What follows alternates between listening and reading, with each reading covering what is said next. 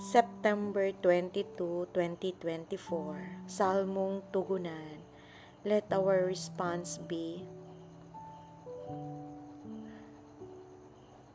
ang Diyos ay siyang tumutulong at sa akin nagtatanggol.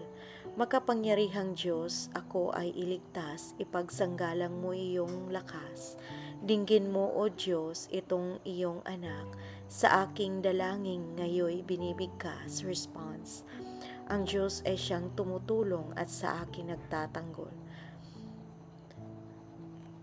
Ang nagmamataas ay laban sa akin, hangad ng malupit, ang ako'y patayin.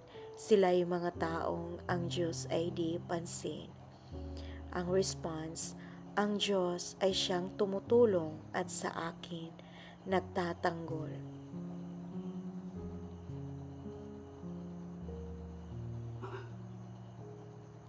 Batid kong ang Diyos ang aking katulong, tagapagsanggalang ko ang Panginoon.